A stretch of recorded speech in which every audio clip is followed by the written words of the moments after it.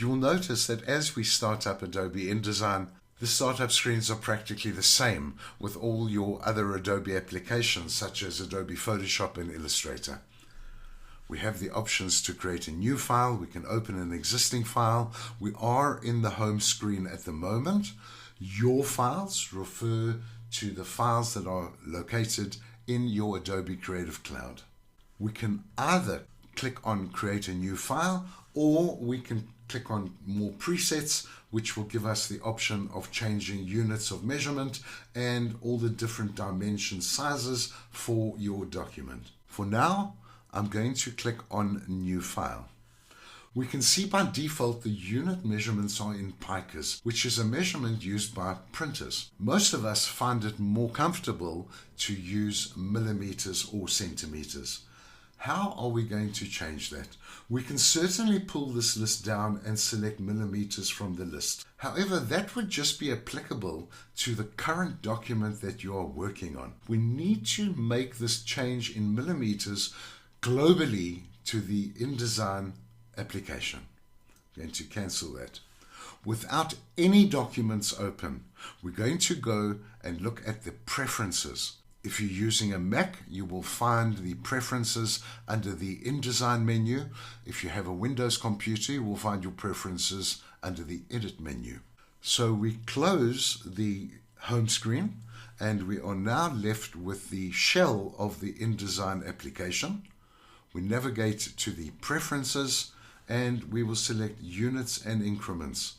I must stress at this point that no InDesign document should be open. This will not apply the units and increments globally to InDesign moving forward, but only to that local project that you're busy working on. We click on units and increments. We now see the units and increments. Horizontal, we're going to set for millimeters. Vertical ruler units, we're going to set to millimeters. The stroke we'd like to have in points, and that is all we need to change at this point, and we click OK. We can now go and create our new document, and you can see immediately that millimeters has become the global default. Let's spend a few minutes just exploring new document creation. As I mentioned initially, we're going to be primarily looking at print documents. So I'm going to navigate now to the print section, and we don't see A4. I would like to set up an A4 document. By the way, these are templates that are available for you to use freely that are downloadable from the Adobe Creative Cloud. They're wonderful templates that are so easily customizable. Let's go and view all the presets, and there we see we have A4. A4 in fact is 210 by 297. The orientation is going to be portrait. In this instance, we are going to tick facing pages. Let's say, for example, we are going to create 4 pages in this document to demonstrate the facing pages option. For now, we're just going to use one column. The gutter we look at when we have more than one column.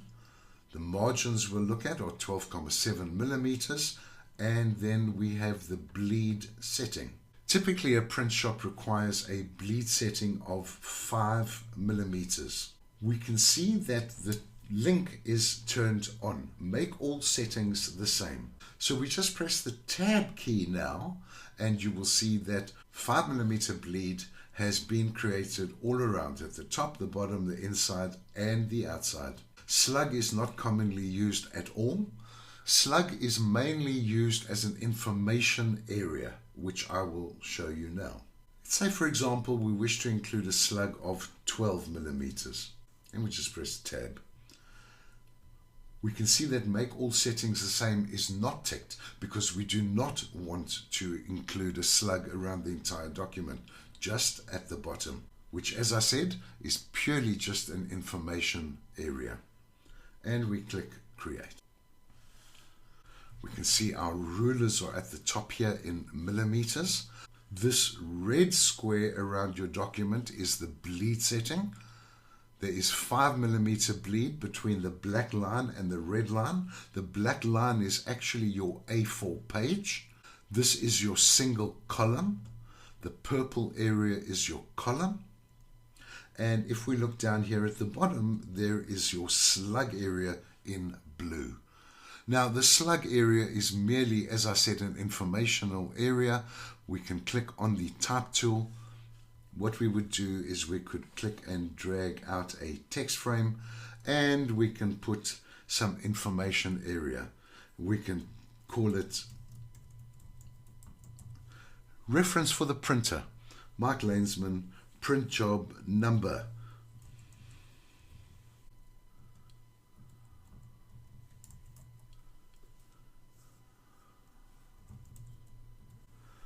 Very importantly to note is, how do we use this bleed area? If we're going to be drawing shapes or placing images, let's say for example we are going to go and use the rectangle tool. Remember, this black line over here is indicating the absolute edge of the A4 page. We would not draw your rectangle as you would think over the A4 page. We can notice here in the properties panel we have the ability to add a fill color and a stroke color. What I prefer to do is to activate the control panel. It's just a work practice that I've got used to using, but in the newer versions your properties panel has all this wonderful information. In order to invoke a panel in any of the Adobe programs, we navigate to the window menu and we select the control. We now have this information available to us in the control panel. I click on the fly off menu. Let's say I'd like to make this red. The problem with printing a document like this is that we have not included bleed in this document, and therefore you will have a white border around your printed document that you receive back from the print shop. When we're going to fill the area on a page with content, we need to use the bleed setting. What does that mean? That means if we take the rectangle tool again, we need to draw from the bleed to the bleed. We'll now fill it with a color. And we have now created 5 millimeters between where the printer will cut the page on the black line, and this is excess area that will be trimmed off. We mainly use bleed to compensate for the inaccuracies of the trimming machines at the print factory. They may not always be 100% accurate to trim exactly on the A4 line, so we allow 5 millimeter bleed. And 5 millimeter, let's call it room for error, so that when the printer cuts the document, it is cut exactly on the A4 line and you have full print coverage on your page.